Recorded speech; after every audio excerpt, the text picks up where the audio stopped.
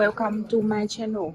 Mi vida se hizo pedazos el día que vi a mi hijo Miguel bajar de aquella camioneta junto a mi nuera Rebeca, y escuché esas palabras que jamás podré olvidar.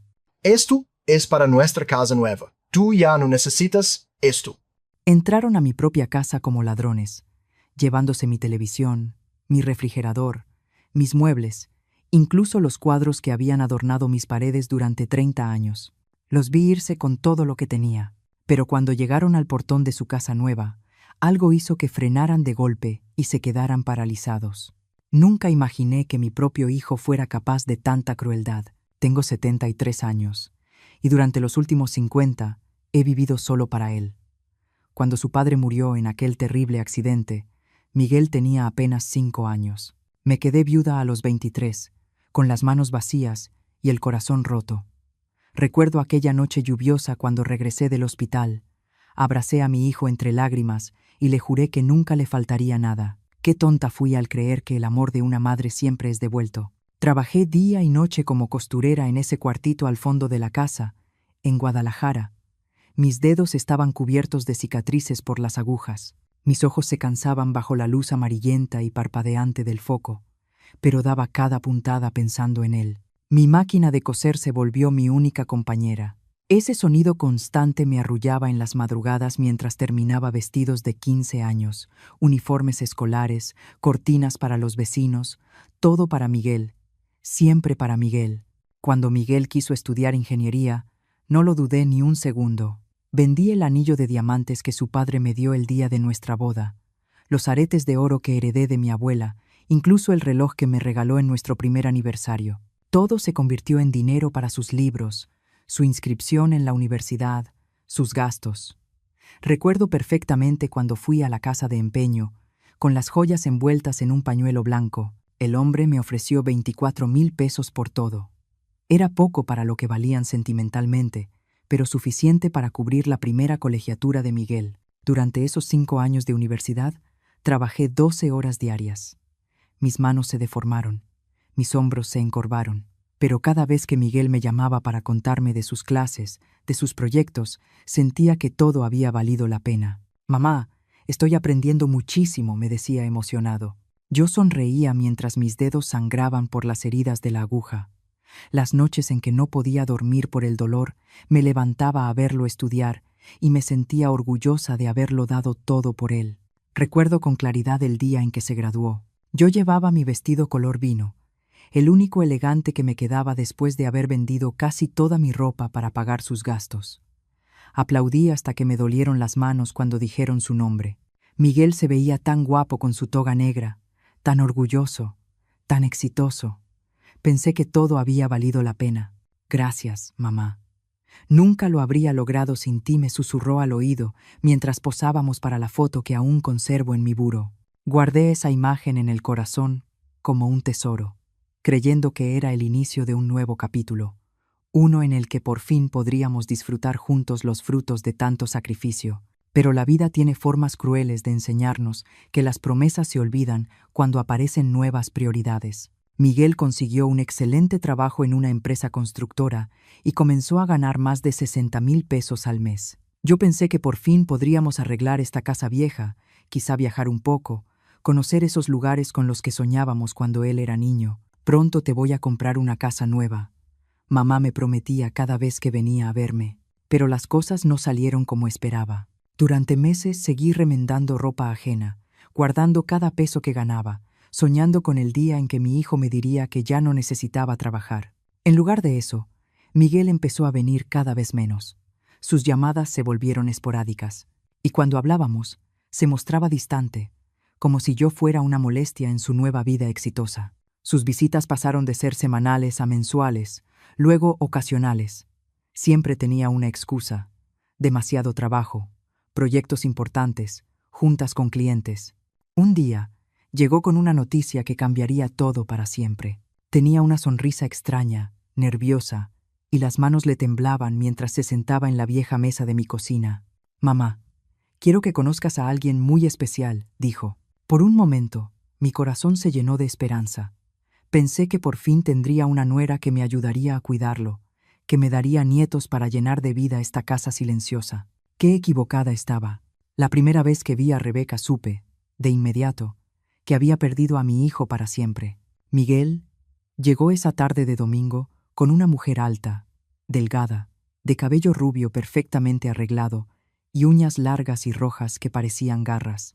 Llevaba un vestido color coral que costaba más que todo mi guardarropa junto, y tacones altos que resonaban sobre mi piso de cemento como martillazos en el corazón.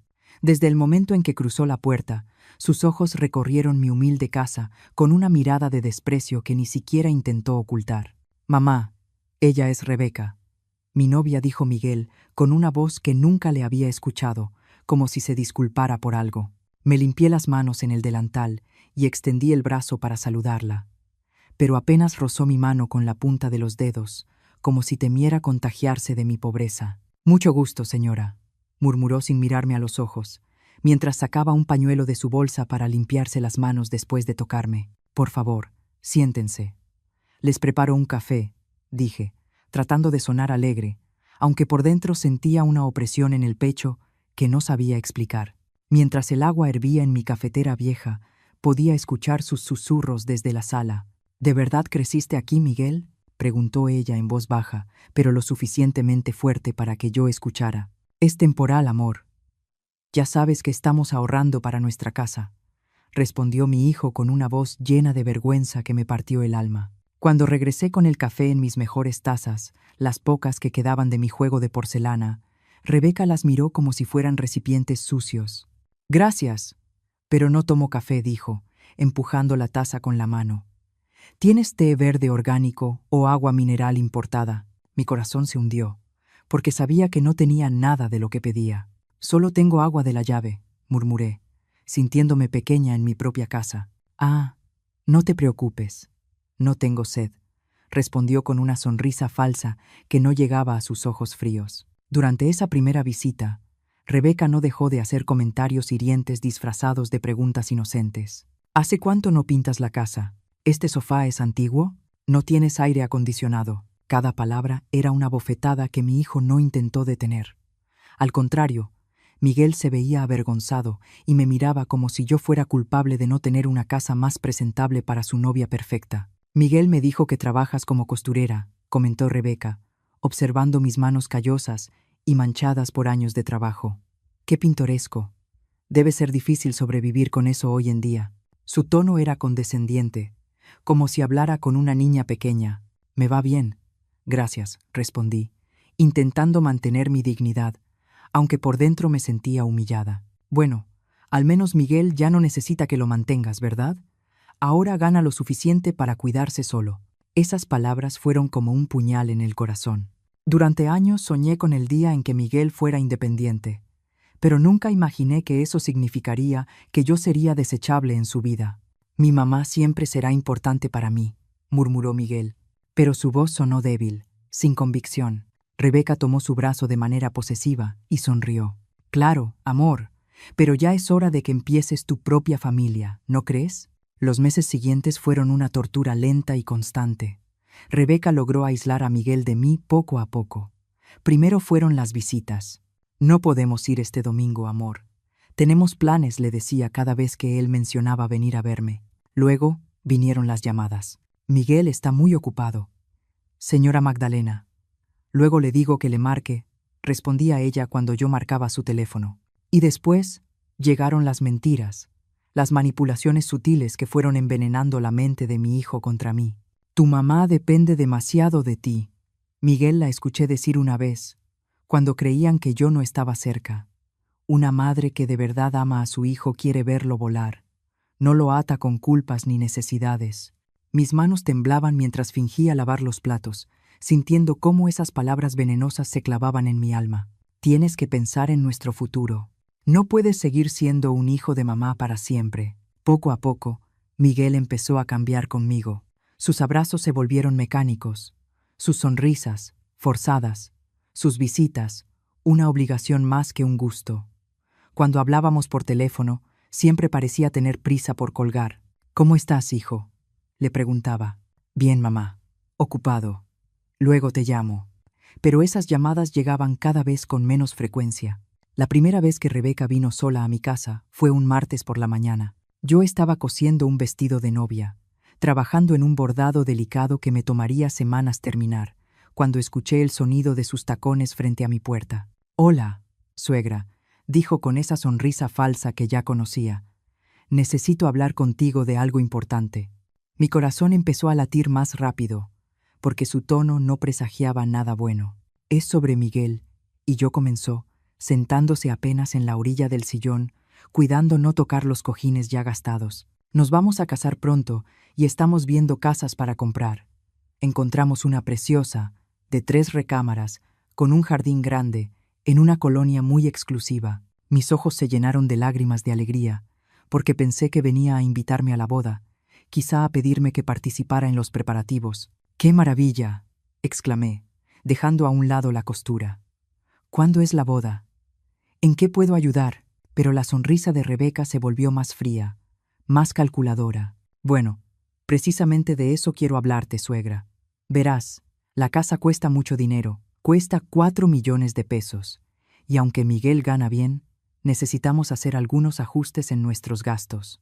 No entendía hacia dónde iba la conversación, pero algo en su voz me recorrió la espalda como un escalofrío.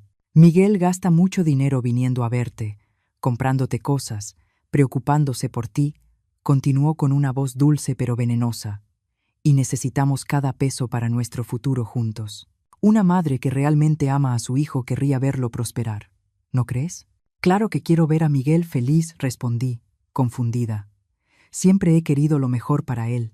Rebeca asintió, como si fuera una maestra explicándole algo a una alumna lenta. «Entonces, entenderás que ya es momento de que dejes de ser una carga para él. Miguel necesita concentrarse en su nueva familia, no estar constantemente preocupado por su mamá». Las palabras de Rebeca cayeron sobre mí como bloques de hielo. «¿Una carga?», repetí, sintiendo que la voz se me quebraba. «Nunca he sido una carga para Miguel. Trabajé toda mi vida para que pudiera estudiar, para que tuviera todo lo que necesitaba». Pero ella me miró con esa sonrisa cruel que ya empezaba a conocer demasiado bien, como si mis palabras fueran los reclamos de una niña malcriada. «Ay, suegra, esto no se trata del pasado», dijo, cruzando sus piernas perfectas y acomodándose el collar de perlas. «Se trata del presente y del futuro. Miguel ya no es un niño que necesita que su mamá lo sostenga. Ahora tiene responsabilidades de hombre conmigo, con la familia que vamos a formar». Cada palabra era como una aguja atravesándome el corazón. «Él necesita enfocarse en nosotros, no estar dividido entre su esposa y su mamá. Pero yo solo quiero ser parte de su vida», murmuré, sintiendo cómo las lágrimas comenzaban a nublar mi vista. «No le pido mucho, solo que me visite de vez en cuando, que hablemos por teléfono». Rebeca suspiró, como si estuviera tratando con alguien muy difícil. «Ese es exactamente el problema, señora Magdalena. Usted no entiende que Miguel ya no le pertenece. Ahora me pertenece a mí». Sus palabras me golpearon como una bofetada. «Los hijos no le pertenecen a nadie», alcancé a decir en un susurro. «Yo lo amo, pero nunca he intentado poseerlo». Rebeca soltó una risa seca, calculadora. «Ah, ¿sí? Entonces, ¿por qué cada vez que Miguel quiere hacer algo conmigo, usted aparece con alguna necesidad, algún problema, alguna lágrima? ¿Por qué siempre tiene que recordarle todo lo que hizo por él?». «Yo nunca». Empecé a protestar, pero ella me interrumpió con un movimiento de su mano perfectamente arreglada. «Miguel me cuenta todo, señora Magdalena. Me cuenta cómo usted le recuerda constantemente que vendió sus joyas por él, que trabajó día y noche, que se sacrificó. Eso se llama chantaje emocional, y Miguel está cansado de cargar con esa culpa». Mi mundo empezó a derrumbarse. ¿Era verdad lo que decía? ¿De verdad Miguel se sentía culpable cuando yo le recordaba todo lo que habíamos vivido juntos? Yo siempre pensé que esos eran recuerdos hermosos, pruebas del amor entre madre e hijo. Pero tal vez, solo tal vez, Rebeca tenía razón. Y sin darme cuenta, había estado asfixiando a mi hijo. «Veo que empieza a entender», continuó Rebeca, al notar mi expresión de confusión y dolor. «Miguel necesita espacio para crecer, para convertirse en el hombre que yo necesito que sea. Y usted, con todo respeto, no lo está ayudando. Lo mantiene como un niño dependiente que tiene que elegir entre su mamá y su esposa. Se levantó del sillón y caminó hacia la ventana, mirando la calle como si mi casa la aburriera profundamente. «¿Qué quiere que haga?», pregunté con la voz rota, sintiéndome derrotada antes incluso de conocer la respuesta. Rebeca se giró hacia mí con una sonrisa que no alcanzaba a sus ojos fríos. «Es muy simple, suegra. Dele a Miguel el espacio que necesita. Deje de llamarlo tanto. Deje de pedirle que venga a verla. Deje de hacerlo sentir culpable por tener una nueva vida». Hizo una pausa calculada antes de continuar. «Y lo más importante, deje de depender de él económicamente». «¿Económicamente?», repetí, confundida. «Pero yo no dependo de Miguel. Yo trabajo. Yo me mantengo sola». Rebeca soltó otra de esas risas hirientes. «Por favor, señora Magdalena, no se haga. Miguel me dijo que él le ayuda con los gastos de la casa, que le compra medicinas, que le da dinero para sus necesidades. Eso tiene que parar». La verdad era que Miguel, por iniciativa propia, me había estado ayudando con algunos gastos.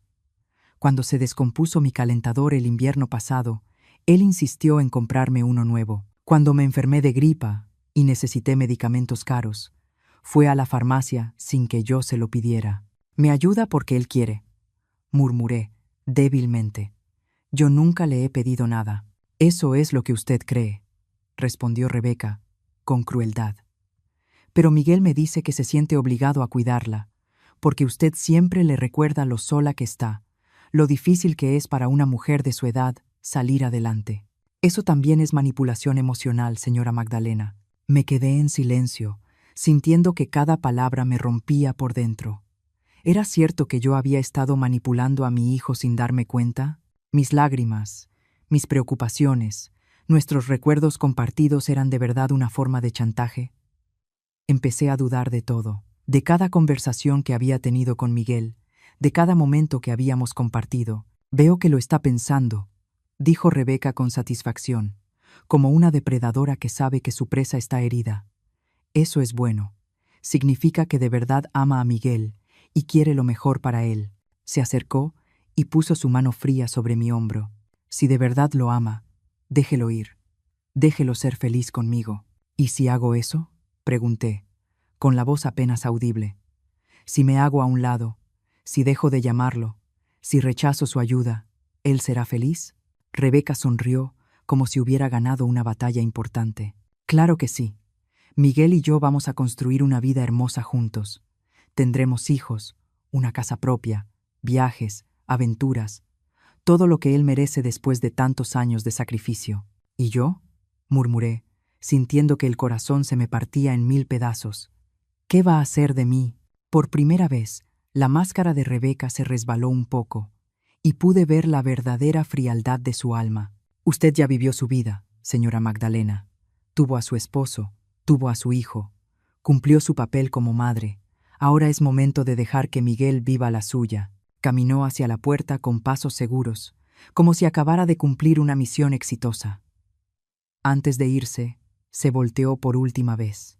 «Espero que podamos ser una familia feliz, suegra, pero eso solo será posible si entiende cuál es su lugar en la vida de Miguel ahora».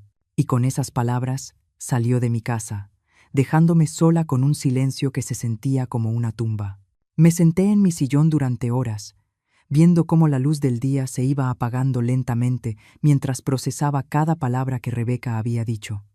¿Era cierto que yo estaba asfixiando a Miguel? ¿Mis muestras de amor se habían convertido en cadenas que lo ataban a un pasado que él quería dejar atrás? La duda comenzó a comerme el alma como un ácido lento pero implacable. Esa noche no pude dormir. Me quedé despierta mirando el techo de mi cuarto, repitiendo cada conversación reciente con Miguel, analizando cada gesto, cada palabra, buscando señales de que Rebeca tenía razón. Tal vez cuando le hablaba de mis problemas de salud, él no se preocupaba por amor, sino por obligación. Tal vez cuando le recordaba nuestros momentos juntos, no sonreía por nostalgia, sino por deber. Al amanecer, tomé una decisión que lo cambiaría todo para siempre. Si Rebeca tenía razón, si yo de verdad era un obstáculo para la felicidad de mi hijo, entonces tendría que hacerme a un lado. Porque si hay algo que una madre debe hacer por encima de todo, es asegurar la felicidad de su hijo, aunque eso signifique sacrificar la propia. Durante las semanas siguientes, empecé a alejarme de Miguel poco a poco. Cuando él llamaba, hacía la conversación corta y superficial. Cuando ofrecía venir a verme, inventaba excusas para evitarlo. Cuando insistía en ayudarme con dinero, yo lo rechazaba con educación, diciendo que ya no lo necesitaba. Cada rechazo era como arrancarme un pedazo del corazón, pero yo creía que era lo correcto. Miguel notó de inmediato el cambio en mi comportamiento, y al principio parecía confundido y preocupado. «Mamá, ¿estás bien? Te noto diferente», me preguntaba en nuestras llamadas breves. «Estoy perfectamente, mi amor. Solo ando ocupada con la costura», respondía, fingiendo una alegría que no sentía. Pero por dentro, cada palabra era como tragar vidrio molido. «¿Por qué no quieres que vaya? No nos vemos desde hace semanas», insistía, y su voz sonaba de verdad lastimada. Por un momento, mi decisión flaqueó, y estuve a punto de decirle la verdad, de confesarle lo que Rebeca me había dicho. Pero entonces recordé sus palabras. Una madre que de verdad ama a su hijo quiere verlo prosperar. Así que respiré hondo y mentí. «Es que he estado muy ocupada, Miguel. Tengo muchos encargos de vestidos y no tengo tiempo libre». Pero Rebeca era lista, muy lista. Sabía exactamente cómo interpretar mi distancia para su propio beneficio. «¿Ves, amor?», le decía a Miguel después de nuestras conversaciones frías. «Tu mamá está bien. Está ocupada con su vida. Ya no te necesita como antes. Eso es bueno, significa que puedes ser independiente». Y Miguel, mi pobre e inocente Miguel, empezó a creer que mi alejamiento era señal de que yo estaba mejor, no de que me estaba muriendo por dentro. Los meses pasaron como una pesadilla silenciosa. Mis días se llenaron de soledad y trabajo mecánico. Cosía vestidos sin alegría, comía sin apetito, dormía sin descanso. La casa que antes se llenaba con las visitas de Miguel ahora se sentía como un mausoleo. Cada rincón me recordaba a él.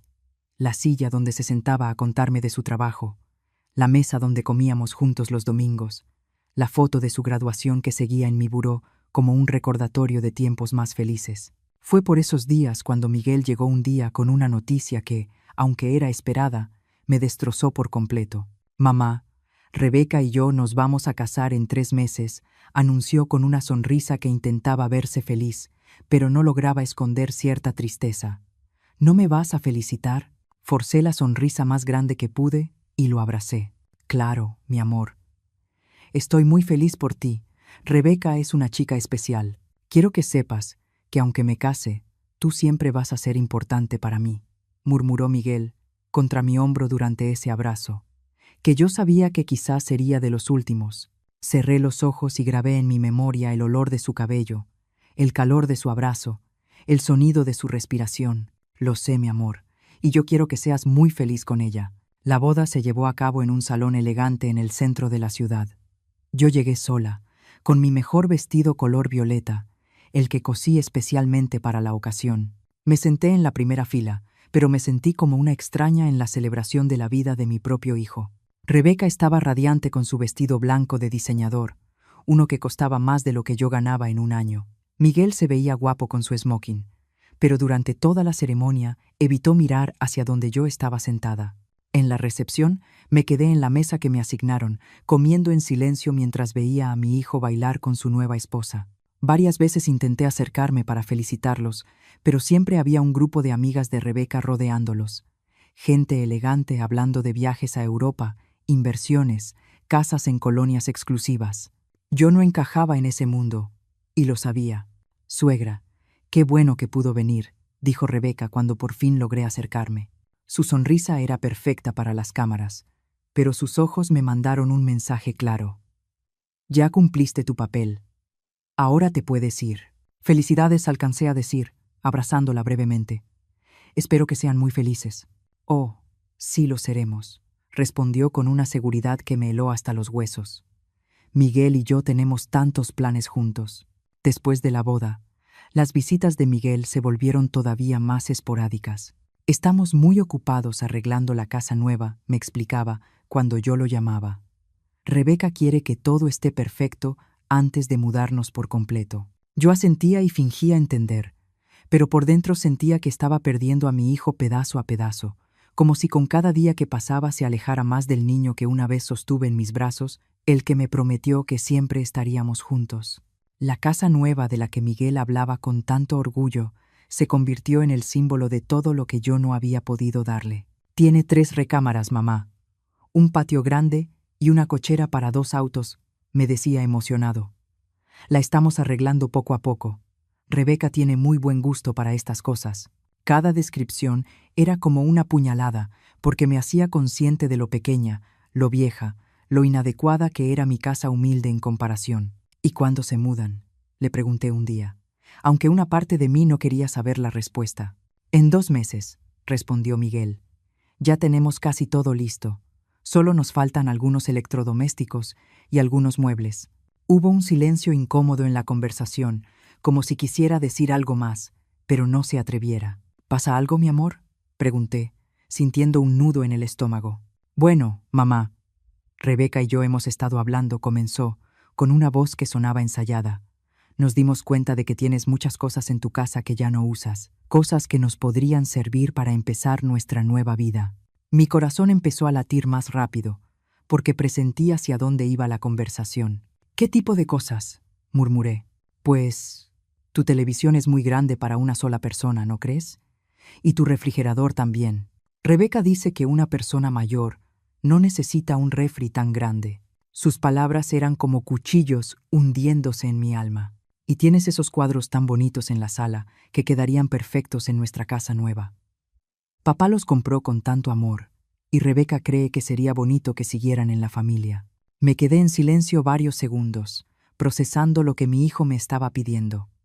No eran solo objetos, eran los últimos vestigios de la vida que había construido con su padre, los recuerdos tangibles de nuestra familia. Miguel, alcancé a decir, con la voz temblorosa.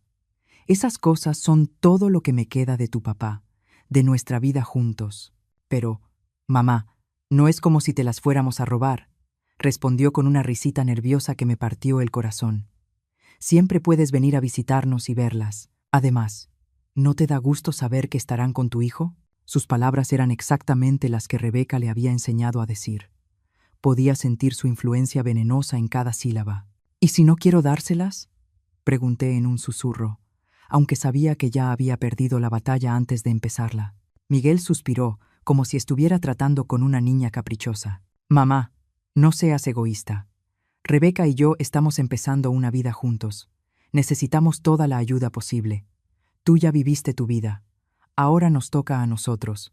Esas palabras, tú ya viviste tu vida, me atravesaron el corazón como dagas envenenadas. Era exactamente lo que Rebeca me había dicho meses atrás, y ahora salían de la boca de mi propio hijo. Está bien, murmuré, sintiéndome derrotada. Pueden llevarse lo que necesiten. Gracias, mamá. Sabía que lo entenderías, exclamó Miguel, con una alegría genuina, como si acabara de recibir el mejor regalo del mundo. Colgué el teléfono y me senté en el sillón, mirando todos los objetos que pronto abandonarían mi casa.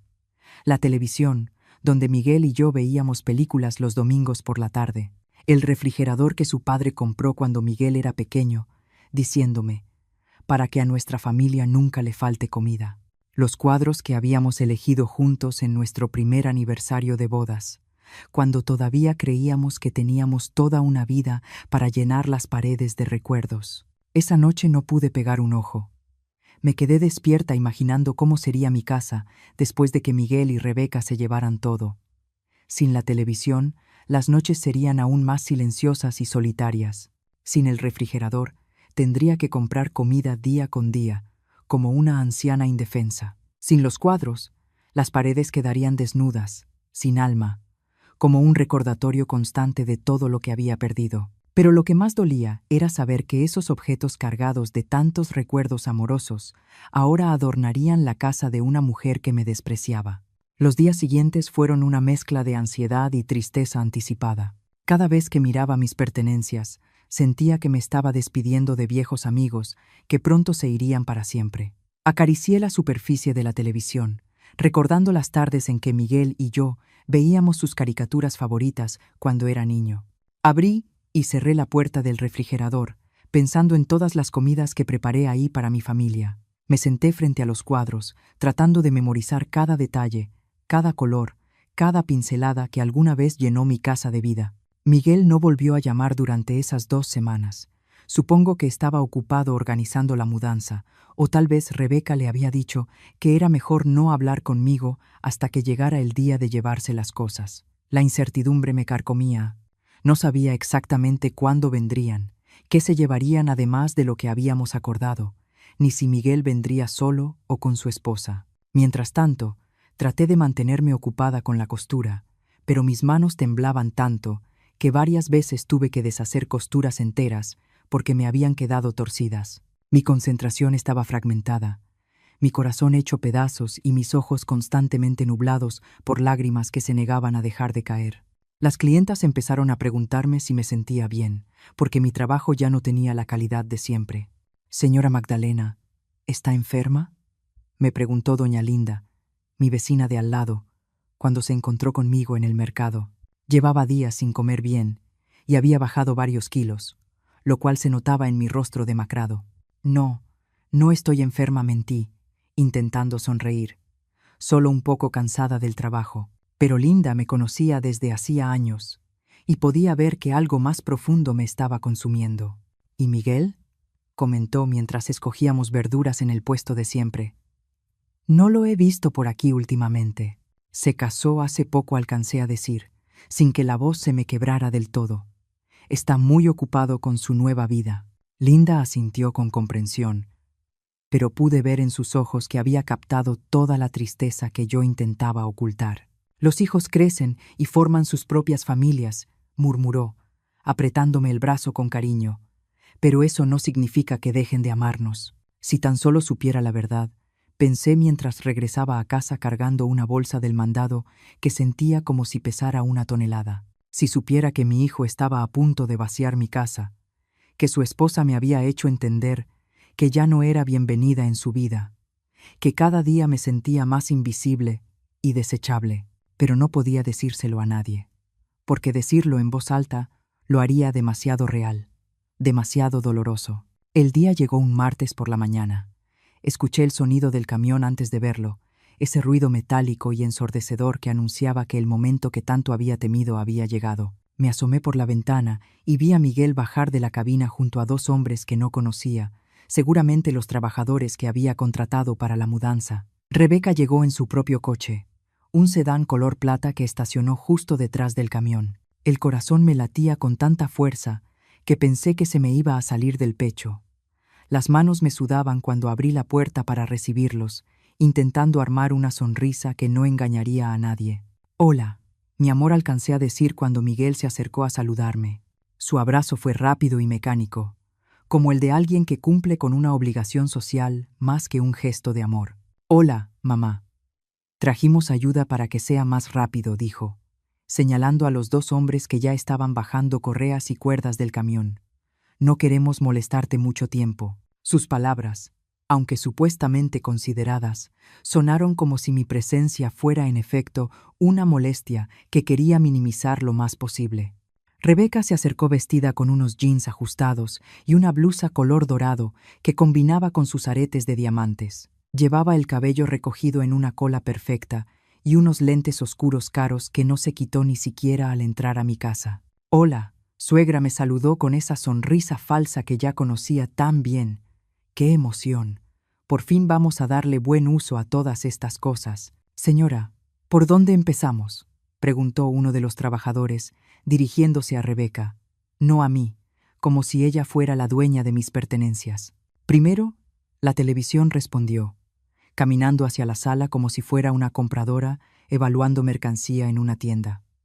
«Quedará perfecta en la sala principal de nuestra casa. Y luego el refrigerador, pero con cuidado, porque está pesado».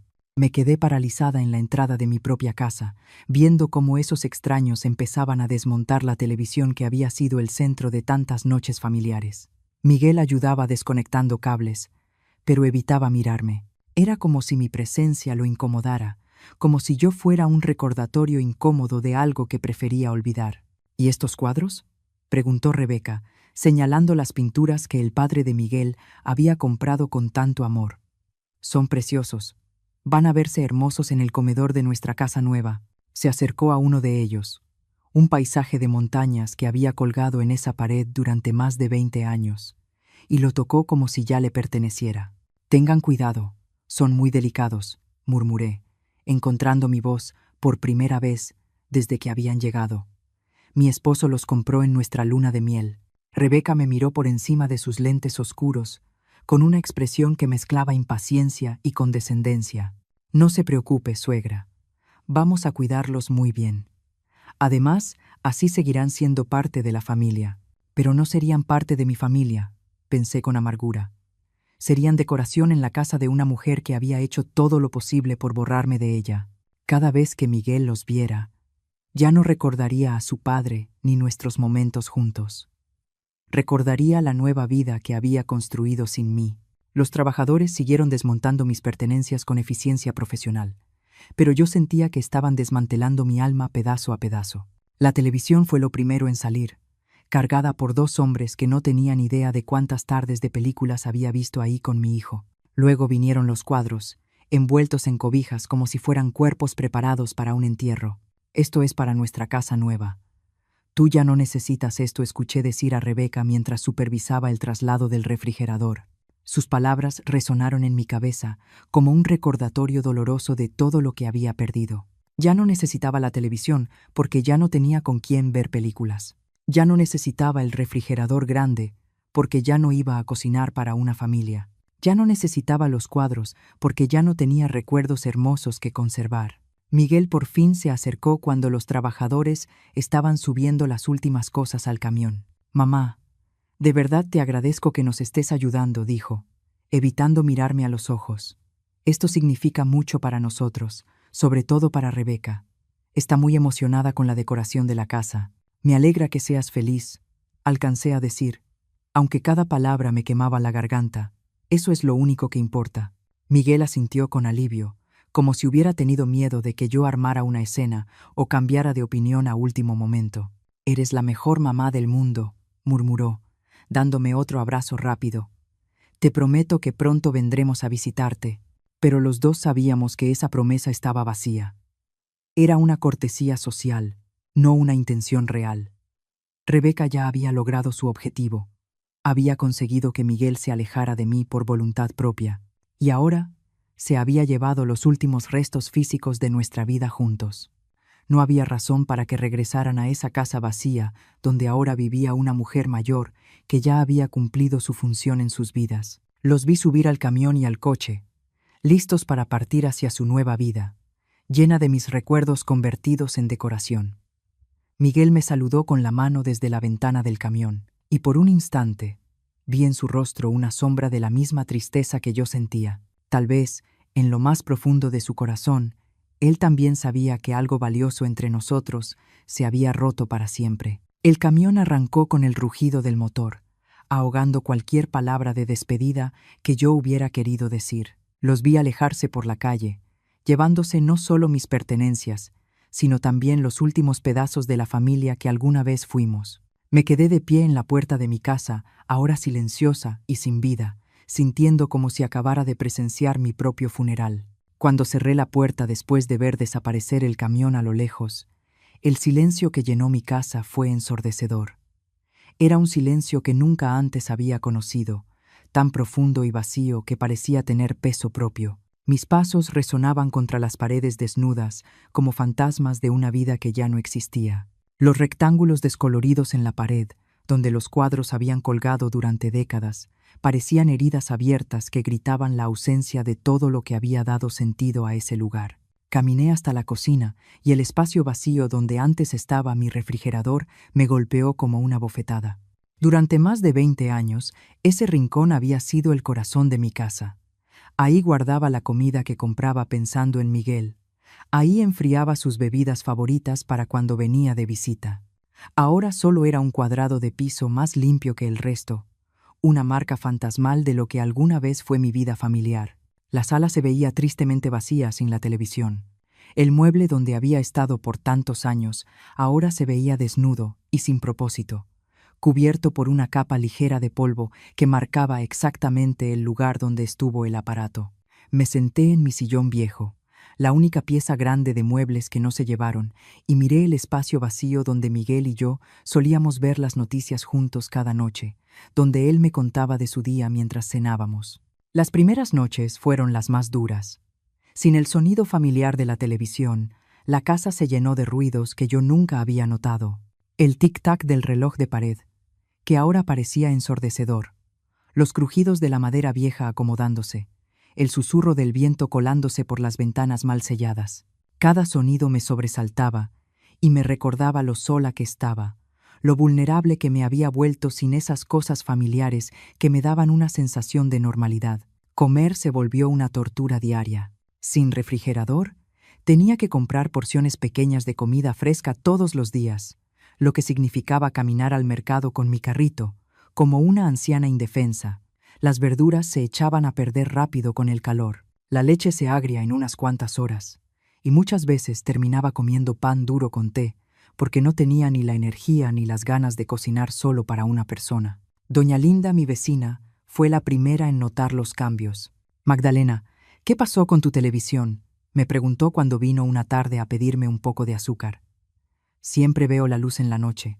No supe qué decir sin sonar patética, así que inventé una excusa débil. Se descompuso y la llevé a reparar.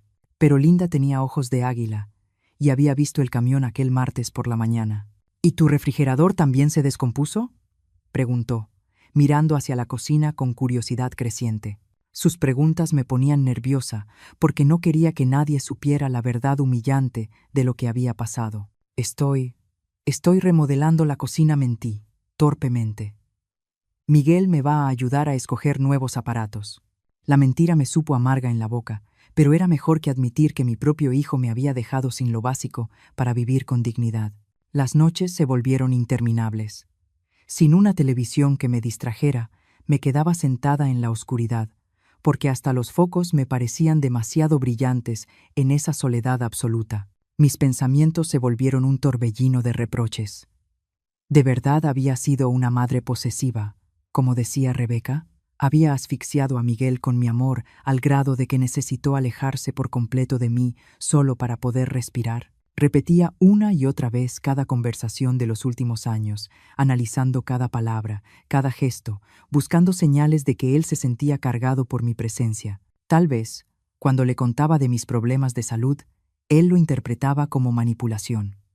Tal vez, cuando le recordaba los sacrificios del pasado, lo veía como chantaje emocional. Tal vez Rebeca tenía razón, y yo había estado ciega ante mis propios defectos como madre. Las semanas se arrastraron como caracoles heridos.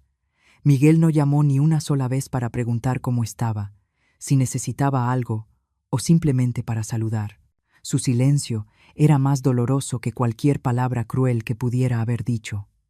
Era como si, después de llevarse mis cosas, también hubiera borrado mi existencia de su mente y de su corazón. Empecé a bajar de peso, porque cocinar para una sola persona se sentía inútil y deprimente. La ropa me quedaba floja, las mejillas hundidas, y mis ojos estaban rodeados por ojeras profundas y oscuras que hablaban de noches sin sueño. Cuando me miraba en el espejo, veía a una anciana derrotada que parecía haber envejecido 10 años en solo unas cuantas semanas. Mi costura, que había sido mi sustento y mi orgullo durante décadas, comenzó a deteriorarse.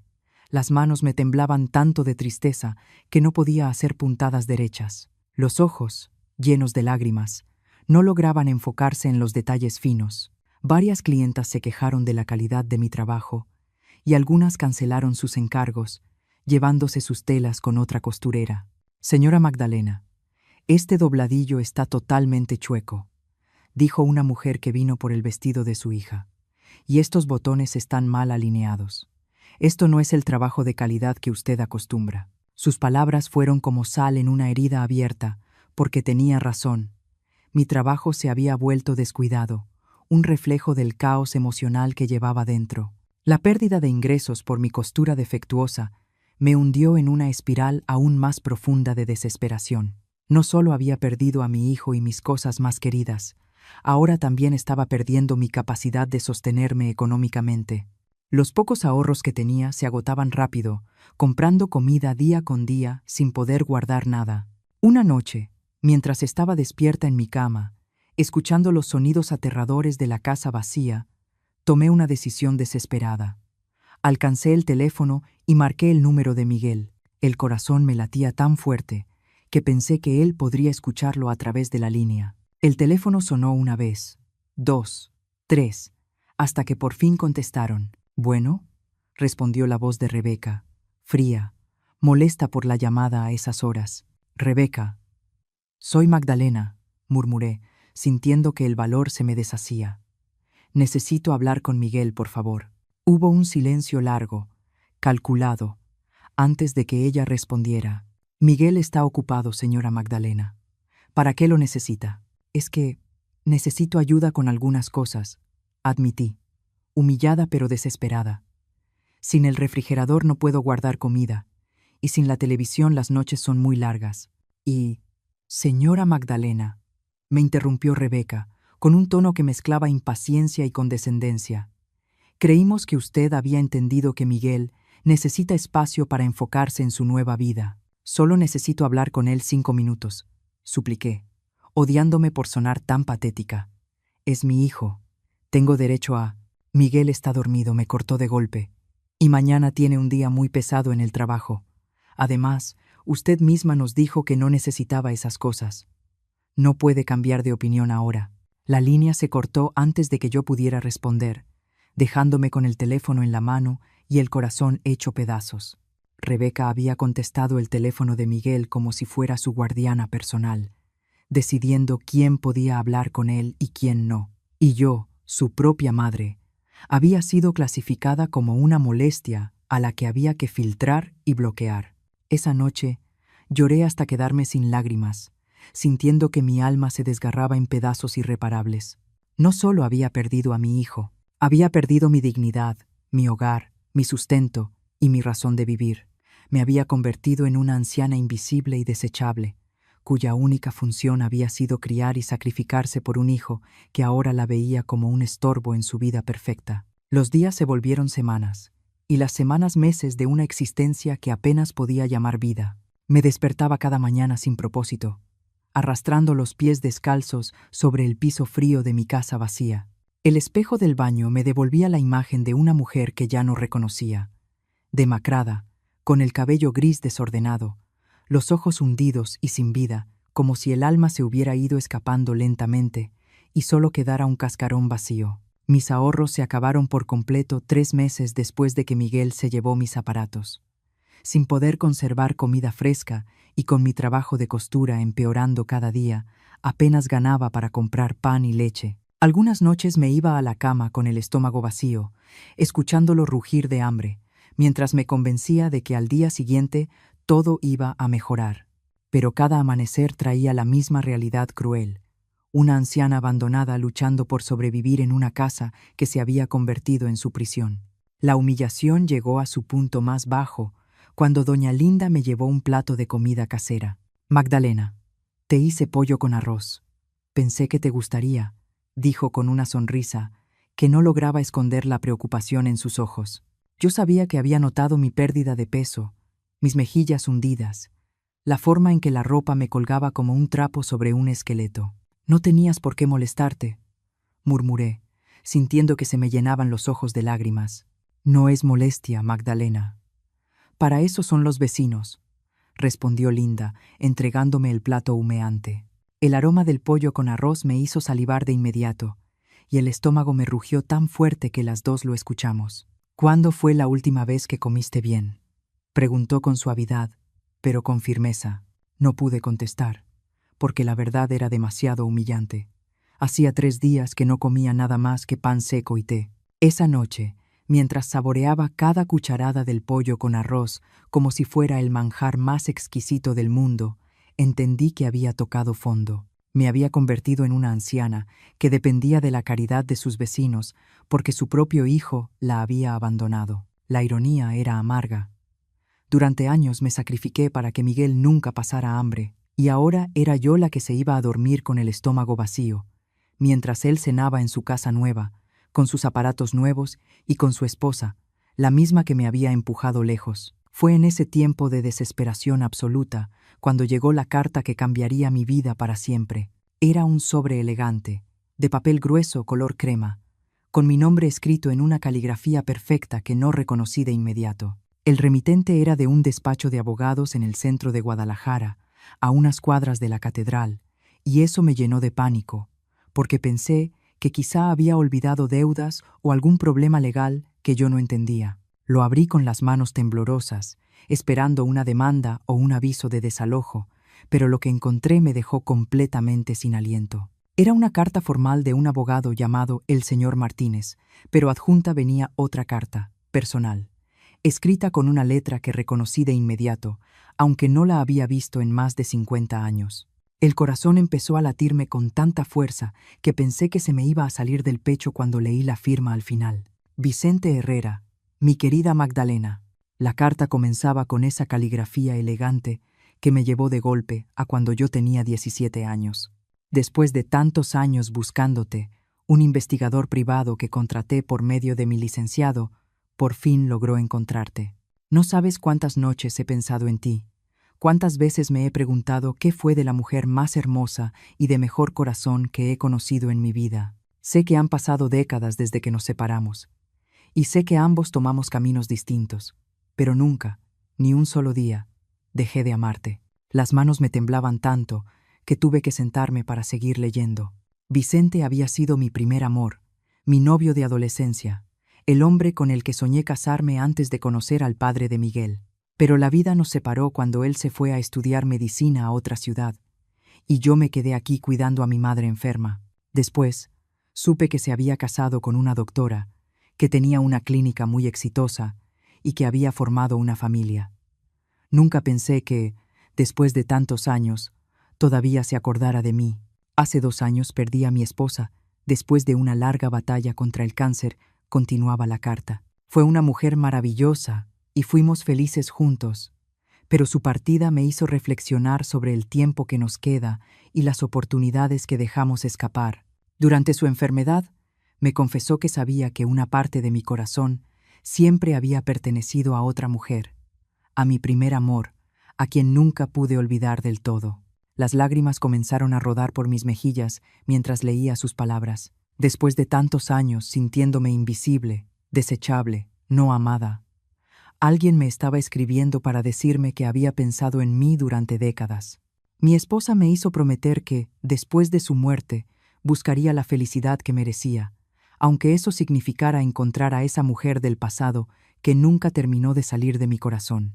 Por eso te he estado buscando, Magdalena, porque quiero saber si existe alguna posibilidad de que podamos volver a vernos, conocernos de nuevo y quizá construir juntos los años que nos queden. El corazón me latía tan fuerte que sonaba como un tambor resonando en mi pecho vacío. Vicente me contó que, después de vender su clínica, había invertido en bienes raíces y le había ido muy bien. Tenía una casa grande a las afueras de la ciudad. Viajó por el mundo, pero se sentía profundamente solo. Tengo 75 años, Magdalena, y ya no quiero despertar cada mañana en una casa silenciosa, recordando lo que pudo haber sido. Si sigues viva, si sigues soltera, si existe alguna posibilidad de que quieras verme, por favor comunícate con mi abogado. La carta incluía un número telefónico y una dirección, además de una fotografía reciente de Vicente que me dejó sin aire. Seguía siendo un hombre guapo y distinguido, con el cabello completamente blanco, pero con los mismos ojos amables que yo recordaba de nuestra juventud. Llevaba un traje elegante y sonreía con esa misma sonrisa tímida de la que me enamoré cuando éramos adolescentes. He construido una vida próspera, pero vacía, escribió en los últimos párrafos. Tengo dinero, propiedades, viajes, pero no tengo con quién tomar un café por las mañanas o ver una película por la noche. No tengo a nadie esperándome cuando llego a casa, nadie que se preocupe si me tardo, nadie que conozca mis historias del pasado o con quien crear recuerdos nuevos. Si decides que quieres conocer al hombre en el que me he convertido, te prometo que haré todo lo que esté en mis manos para hacerte feliz el tiempo que nos quede. Leí la carta 3 veces completas antes de poder procesarla del todo. Después de meses sintiéndome como una anciana desechable cuya única función en la vida había terminado, alguien me estaba diciendo que yo valía, que yo era recordada, que yo era deseada. Vicente no me conocía como la madre que había fallado, como la suegra incómoda, como la mujer que estorbaba en las vidas perfectas de otros. Para él, yo seguía siendo Magdalena, la joven de la que se había enamorado décadas atrás. Esa noche no pude dormir ni un minuto. Me quedé despierta leyendo y releyendo la carta, mirando la foto de Vicente, recordando nuestras caminatas por el parque cuando éramos jóvenes, nuestros sueños del futuro, nuestras promesas de amor eterno que la vida había interrumpido. Era posible que, después de tanto dolor, tanta soledad, tanto rechazo, el destino me estuviera ofreciendo una segunda oportunidad de ser feliz. Al amanecer, tomé una decisión que me exigía todo el valor que me quedaba en el alma. Me bañé con cuidado, me puse mi mejor vestido color lavanda, me acomodé el cabello lo mejor que pude sin un espejo decente, y caminé hasta el teléfono público de la esquina.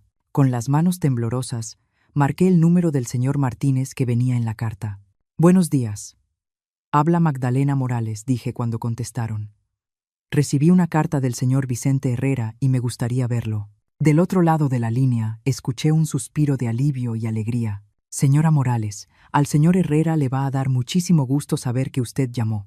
Lleva días esperando junto al teléfono. ¿Le parecería bien si nos vemos hoy por la tarde en mi despacho para organizar los detalles del encuentro?» Esa tarde, fui al despacho del señor Martínez con una mezcla de nervios y esperanza que no había sentido en décadas. Me había puesto mi mejor vestido color lavanda, el único que todavía me quedaba bien después de haber bajado tanto de peso, y había intentado arreglarme el cabello lo mejor posible. Pero cuando llegué al edificio elegante en el centro de la ciudad, me sentí pequeña e inadecuada entre tanta gente vestida con trajes caros y zapatos brillantes. La oficina del abogado era impresionante. Muebles de caoba, alfombras persas y ventanales enormes desde los que se veía toda la ciudad.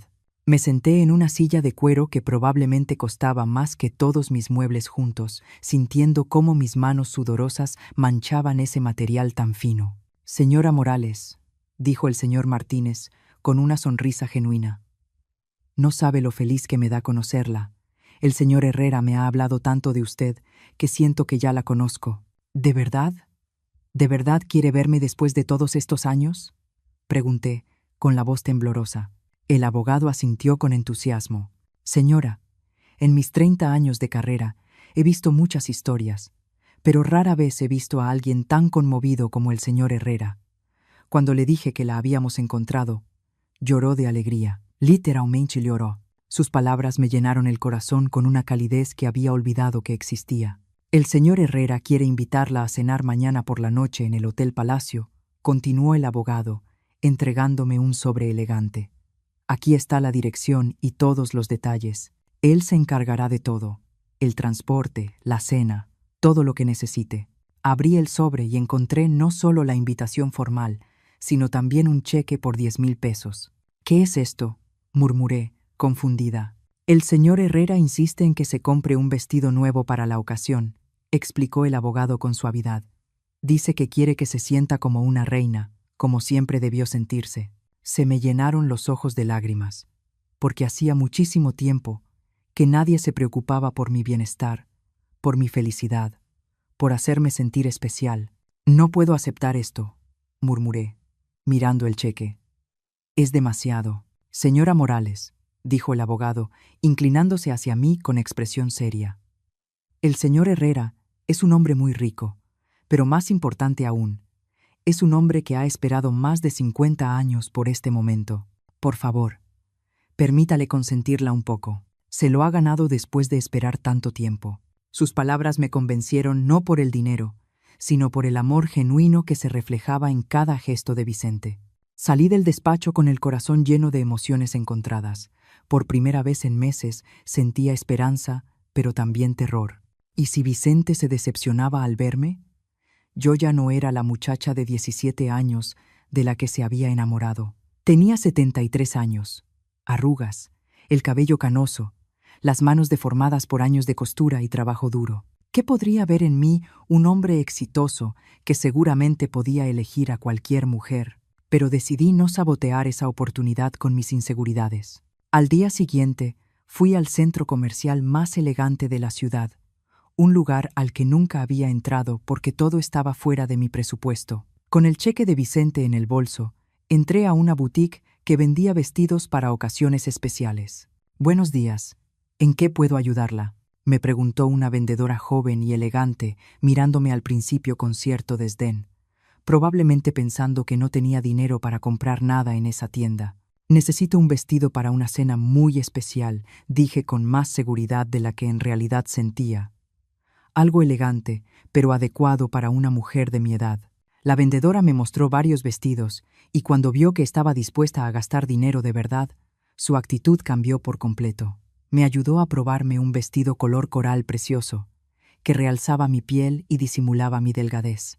También me sugirió zapatos, una bolsa pequeña y hasta me recomendó un salón de belleza donde podrían arreglarme el cabello. «Se ve hermosa», dijo cuando me miré en el espejo de cuerpo completo. Y por primera vez en meses, yo también me vi hermosa. El vestido me hacía ver digna, elegante, como una mujer que merecía respeto y admiración. «Este vestido fue hecho para usted», añadió, acomodando algunos detalles. «Su cita no va a poder dejar de mirarla». Después de comprar el vestido, fui al salón de belleza que me recomendaron, donde una estilista profesional se encargó de mi cabello gris y maltratado. «Vamos a darle un corte moderno y un color suave para cubrir las canas», dijo mientras analizaba mi rostro. «Tiene facciones muy bonitas, solo hay que resaltarlas un poco». 3 horas después, cuando me miré en el espejo, casi no me reconocí. Parecía una mujer completamente distinta, alguien valiosa, alguien digna de ser amada. La noche de la cena llegó más rápido de lo que esperaba. Un chofer impecablemente vestido llegó a mi casa exactamente a las 7 en punto, en un coche negro que brillaba como un espejo. Mis vecinos se asomaban curiosos por las ventanas, preguntándose qué estaba pasando en la casa de la viuda pobre que nunca recibía visitas. Me sentí como Cenicienta, yendo al baile cuando el chofer me abrió la puerta con ceremonia. El Hotel Palacio era el más lujoso de la ciudad, un lugar al que solo acudía gente muy adinerada para celebraciones especiales. El vestíbulo tenía columnas de mármol, candelabros de cristal y alfombras tan gruesas que mis pasos no hacían ningún ruido. El gerente del hotel me estaba esperando en la recepción. «Señora Morales, el señor Herrera la espera en el restaurante principal. Permítame acompañarla». El corazón me latía tan rápido mientras caminaba por el elegante pasillo que pensé que todos en el hotel podían escucharlo. ¿Cómo me recibiría Vicente? ¿Se decepcionaría al verme en persona? ¿Tendríamos algo de qué hablar después de tantos años separados? Todos mis miedos desaparecieron cuando llegamos a la entrada del restaurante y lo vi esperándome. Vicente estaba de pie junto a una mesa junto a la ventana, vestido con un elegante traje gris, el cabello blanco perfectamente peinado y esos mismos ojos amables que recordaba de nuestra juventud. Cuando me vio, su rostro se iluminó con una sonrisa tan genuina y llena de alegría que se me llenaron los ojos de lágrimas. «Magdalena», murmuró, acercándose con los brazos abiertos. «Mi querida, hermosa Magdalena». Su abrazo fue cálido y largo, lleno de décadas de amor guardado y esperanza renovada. «Estás más hermosa de lo que recordaba», me susurró al oído, y por el tono de su voz supe que lo decía de verdad. No era una cortesía vacía. Era la admiración sincera de un hombre que había soñado con ese momento durante más de 50 años. «Vicente, no puedo creer que me hayas buscado después de todo este tiempo», le dije. Tomó mis manos entre las suyas, y noté que también le temblaban un poco. «Magdalena, he pasado más de 50 años preguntándome qué habría pasado si no nos hubieran separado. Ahora, por fin, tengo la oportunidad de averiguarlo». Nos sentamos en la mesa que había reservado especialmente para nosotros, con vista a los jardines iluminados del hotel. El mesero nos trajo champaña sin que la pidiéramos, cortesía de Vicente. «Por los reencuentros que valen la pena esperar», brindó, levantando su copa, «y por las segundas oportunidades que nos da la vida». Durante las siguientes 3 horas hablamos sin parar, poniéndonos al día de nuestras vidas, recordando momentos de juventud, riendo como si los años no hubieran pasado. Vicente me habló de su carrera como médico, de sus viajes por el mundo, de su matrimonio feliz, pero de cómo siempre había guardado un lugar especial para el recuerdo de nuestro primer amor. Yo le hablé de mi matrimonio, de Miguel, de los años de trabajo duro, pero omití los detalles más dolorosos de mi situación actual. Magdalena dijo, tomando mi mano sobre la mesa cuando la cena estaba terminando: sé que esto puede sonar apresurado después de una sola noche, pero no quiero perder ni un día más. ¿Te gustaría venir a vivir conmigo? No como invitada, sino como mi compañera, como la mujer que siempre debiste ser en mi vida. Sus palabras me dejaron sin aliento.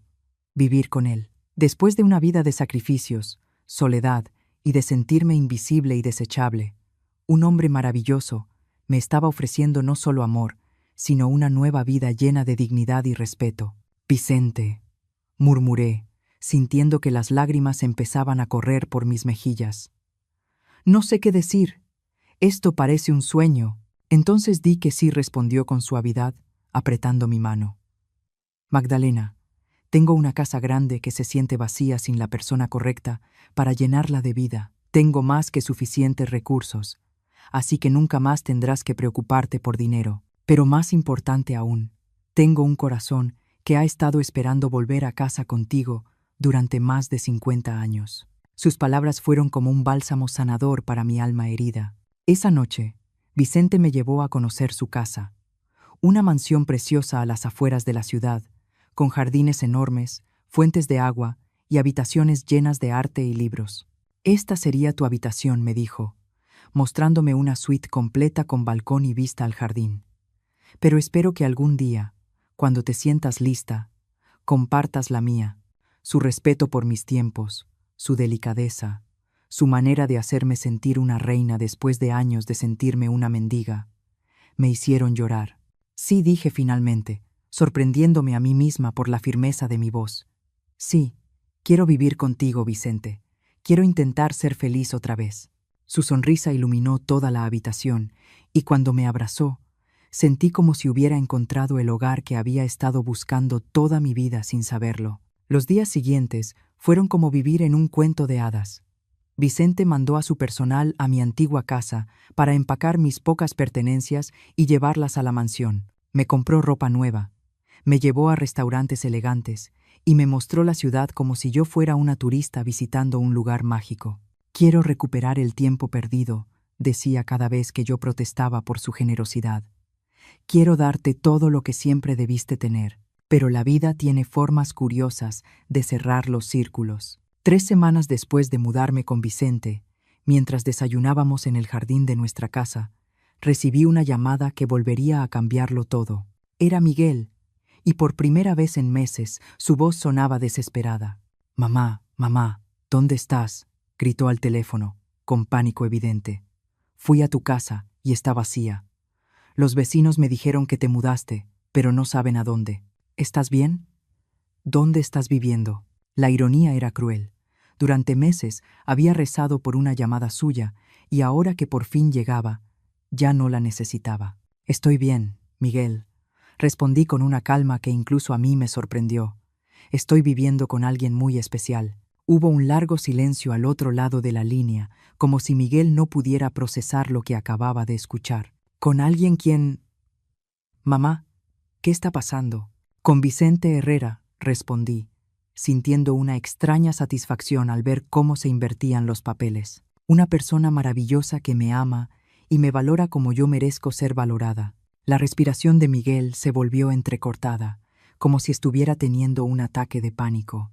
«Mamá, necesito verte. Tenemos que hablar. ¿Me puedes dar la dirección donde estás?» «¿Para qué quieres verme, Miguel?», pregunté con una frialdad que ni yo sabía que tenía. «No me llamaste ni una sola vez en meses.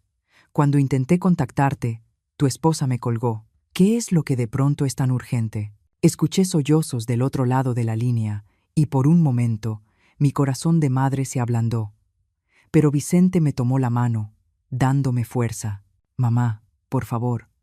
Rebeca y yo, las cosas no están bien entre nosotros. Ella me dejó. Se fue con otro hombre y se llevó todo el dinero que habíamos ahorrado. Perdí mi trabajo también, porque la empresa quebró. No tengo a nadie más. Mamá, eres lo único que me queda. Las palabras de Miguel me pegaron como una bofetada de realidad. Rebeca, la mujer que me hizo sentir como una carga, que manipuló a mi hijo para alejarlo de mí, resultó ser exactamente lo que yo había visto desde el principio, una interesada sin corazón. Y ahora Miguel, después de meses de ignorarme, corría de regreso con su mamá, cuando su mundo perfecto se le había derrumbado. Lo siento mucho, Miguel, dije con sinceridad, porque a pesar de todo seguía siendo mi hijo y me dolía verlo sufrir. Pero ya no puedo ser tu red de seguridad cada vez que la vida se pone difícil. Durante 73 años he vivido para los demás, sacrificándome por los demás, y por fin encontré a alguien que quiere vivir para mí. Mamá, por favor, solo dame una oportunidad de explicarte todo, suplicó Miguel, con la voz quebrada. Me equivoqué horrible. Rebeca me hizo creer que tú eras el problema, que tenía que escoger entre ustedes dos. Fui un idiota, un mal hijo, pero ahora entiendo todo. Miguel, dije con firmeza, pero sin crueldad. Puedes venir a verme si quieres, pero bajo mis condiciones. Esta es la dirección. Le di la dirección de Vicente y colgué, sintiendo una mezcla de tristeza y liberación. Vicente me abrazó por detrás mientras yo miraba el jardín. ¿Estás bien, mi amor?, preguntó con esa voz dulce que había aprendido a amar en tan poco tiempo. Sé que debe ser duro escuchar el sufrimiento de tu hijo. Me giré en sus brazos y lo miré a los ojos. Estoy bien, dije con honestidad. Por primera vez en años, estoy donde merezco estar. 2 días después, Miguel llegó a la mansión en un coche viejo y abollado, muy distinto a la camioneta nueva con la que había venido a llevarse mis cosas. Cuando Vicente abrió la puerta, vi cómo los ojos de Miguel se llenaban de asombro ante el lujo que lo rodeaba. Buenos días, dijo Vicente con cortesía, pero con firmeza. Tú debes ser Miguel. Soy Vicente Herrera, la pareja de tu madre. Miguel entró como en trance, mirando los muebles elegantes, las obras de arte, los arreglos de flores frescas que Vicente mandaba cada semana para alegrarme el día. Mamá, murmuró cuando me vio bajar por la escalera amplia, con un vestido turquesa que Vicente me había comprado. Te ves increíble. Gracias, Miguel, respondí, manteniendo la compostura. Siéntate, por favor. ¿Quieres café? Vicente hace un café delicioso. La ironía no se nos escapó a ninguno de los dos. Ahora yo era la que ofrecía hospitalidad en una casa elegante, mientras Miguel era el visitante incómodo, fuera de lugar. Mamá, necesito que sepas cuánto lo siento, empezó Miguel, con lágrimas en los ojos. Rebeca me manipuló. Me hizo creer que tú eras posesiva, que me estabas impidiendo ser feliz. Me convenció de que tenía que escoger entre tú y ella. Y escogí mal. Escogí muy mal. ¿Y qué pasó con Rebeca?, pregunté sin emoción en la voz. Miguel bajó la cabeza, avergonzado. Se fue con mi jefe. Resulta que tenían una aventura desde hace meses. Se llevó todo nuestro dinero, vendió los muebles, incluso se llevó los cuadros que eran tuyos, todo lo que me hizo que le diera. Ella me lo quitó en una sola noche. La justicia poética de la situación no se me escapó. Los cuadros que su padre había comprado con tanto amor, la televisión donde habíamos compartido tantas noches, el refrigerador que guardó comidas familiares durante décadas. Todo terminó en manos de una mujer que desapareció de la vida de Miguel tan rápido como había aparecido en la mía. Mamá, continuó Miguel, mirándome con desesperación. Sé que no merezco tu perdón, pero ¿podrías ayudarme una vez más? No tengo dónde vivir, no tengo trabajo, no tengo nada, solo te tengo a ti. Sus palabras me regresaron a todos los años en que yo había sido su salvación, su apoyo, mi sacrificio constante, pero esta vez era distinto. Miguel, dije con suavidad, pero con firmeza, te perdono porque eres mi hijo y siempre te voy a amar, pero ya no puedo ser tu solución para cada problema. Ya encontré mi propia felicidad y no voy a sacrificarla otra vez por nadie. Vicente se acercó y puso su mano sobre mi hombro. Miguel, dijo con autoridad, pero sin crueldad, tu madre ya ha sufrido lo suficiente. Ahora le toca vivir para ella. Yo puedo ayudarte a encontrar trabajo y un lugar donde vivir, pero con una condición, que respetes la nueva vida que tu madre ha construido. Miguel nos miró a los dos y por fin entendió que había perdido a su madre para siempre. no por muerte, sino por haber escogido el amor de una mujer manipuladora por encima del amor incondicional que yo le di toda la vida. Entiendo, murmuró. Y tienen razón. Mamá merece ser feliz. 6 meses después, Vicente y yo nos casamos en una ceremonia pequeña pero hermosa en los jardines de nuestra casa. Miguel estuvo presente, ya trabajando en un empleo que Vicente le había ayudado a conseguir, viviendo solo, pero por fin aprendiendo a ser independiente. Durante la ceremonia, mientras Vicente y yo intercambiábamos anillos, supe que había encontrado no solo un segundo amor, sino una segunda oportunidad de vivir la vida que siempre merecí. Y tú, que me has escuchado hasta aquí, ¿qué harías en mi lugar? ¿Habrías perdonado tan fácil? ¿Habrías tomado esa segunda oportunidad de amor que la vida te ofrecía? A veces perderlo todo es exactamente lo que necesitamos para encontrar lo que de verdad merecemos. Han pasado 5 años desde aquel día terrible en que Miguel y Rebeca llegaron con el camión para llevarse todo lo que me quedaba de mi vida anterior. Ahora, mientras escribo estas líneas desde la terraza de mi hermosa casa, rodeada de flores que Vicente planta especialmente para mí, no puedo evitar sonreír al recordar lo ingenua que fui al pensar que mi vida se había acabado a los 73. Vicente y yo vivimos como recién casados. Viajamos por el mundo, descubrimos lugares que yo solo había visto en revistas. Comemos en restaurantes elegantes donde los meseros me tratan como reina. Cada mañana despierto en sábanas de seda, desayuno en porcelana fina y me visto con ropa que me hace sentir hermosa. Pero lo más importante es despertar junto a un hombre que me mira todos los días como si yo fuera el regalo más precioso que la vida le ha dado. Miguel viene a visitarnos una vez al mes. Siempre respetuoso, siempre agradecido. Ha aprendido a vivir solo, a trabajar duro, a valorar las cosas simples que antes daba por sentadas. A veces lo veo mirando nuestra casa con nostalgia, no por el lujo, sino por el amor que llena cada rincón. Mamá, me dijo en su última visita, nunca pensé que te vería tan radiante, tan feliz. Me alegra saber que por fin alguien te está dando todo lo que siempre mereciste.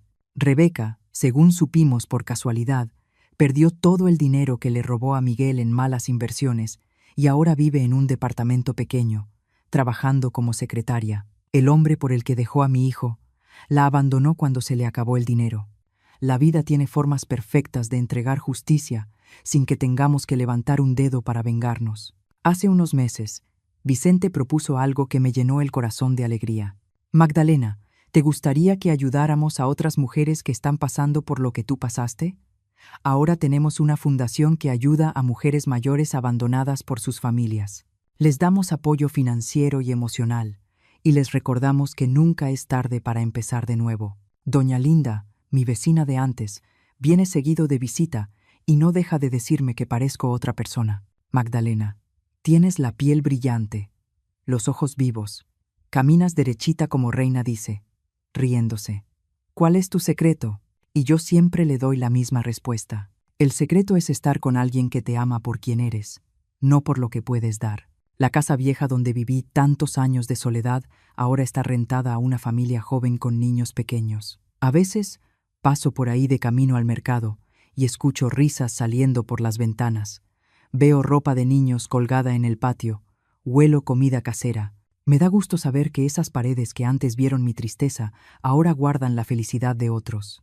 Mis manos ya no están llenas de callos por coser desesperadamente para sobrevivir. Ahora las uso para acariciar las mejillas de Vicente, para escribir cartas a las mujeres de nuestra fundación, para plantar flores en nuestro jardín. Mis ojos ya no lloran de soledad, sino de felicidad cada vez que Vicente me lleva café a la cama o me canta canciones de nuestra juventud. Ayer cumplí 78 años y Vicente organizó una fiesta sorpresa en el jardín con todas las mujeres de nuestra fundación, con Miguel y su nueva novia, una muchacha sencilla, trabajadora, que me trata con un respeto verdadero, y con Linda y otros vecinos que nunca imaginaron verme vivir como una señora elegante y respetada. Cuando apagué las velas de mi pastel, pedí un deseo muy simple: que todas las mujeres que se sienten invisibles, desechables, sin valor, encuentren su propio Vicente. No necesariamente un hombre, sino esa persona, esa situación, esa oportunidad que les recuerde su valor y les devuelva la dignidad que nunca debieron perder. Durante la fiesta, una de las mujeres de nuestra fundación se me acercó llorando. Señora Magdalena, me dijo, usted me salvó la vida. Cuando llegué aquí hace 6 meses, pensé que ya no tenía nada que ofrecerle al mundo. Ahora sé que los mejores años de mi vida pueden estar delante de mí, no detrás. Esas palabras me recordaron algo fundamental. A veces tenemos que tocar fondo para darnos cuenta de que merecemos estar en la cima. A veces tenemos que perderlo todo para descubrir que valemos mucho más de lo que creíamos. A veces tenemos que ser rechazadas por las personas equivocadas para ser encontradas por las correctas. Si hay algo que he aprendido en estos últimos años, es que nunca es demasiado tarde para empezar de nuevo. No importa cuántos años tengas, cuántos errores hayas cometido, cuántas personas te hayan hecho sentir que no vales nada, siempre hay una segunda oportunidad esperándote en algún lugar. Y a ti que llegaste hasta el final de mi historia, quiero decirte algo importante. No dejes que nadie te haga sentir que eres desechable. No sacrifiques tu felicidad por personas que no valoran tus sacrificios. No te conformes con migajas de amor cuando mereces el banquete completo. La vida es demasiado corta para vivir sintiéndote pequeña, invisible, sin valor. Tú importas, tú vales, tú mereces ser amada y respetada. Y si alguien no puede ver eso, entonces no es la persona correcta para estar en tu vida. Ahora voy a terminar de escribir esto, porque Vicente me está esperando para salir a caminar por nuestro jardín, tomados de la mano como 2 adolescentes enamorados. A los 78 años, por fin entendí que el amor verdadero no tiene edad y que la felicidad siempre vale la pena esperar. ¿Y tú? ¿Qué estás esperando para reclamar la vida que mereces? Y ahora tengo curiosidad por ti, que escuchaste mi historia. ¿Qué harías si estuvieras en mi lugar? ¿Perdonar, poner límites o cerrar la puerta para siempre? Cuéntamelo en los comentarios y dime también, ¿desde dónde me estás escuchando? Gracias de corazón por quedarte hasta el final. En la pantalla te dejo 2 historias más del canal que te van a sorprender. Nos vemos allá.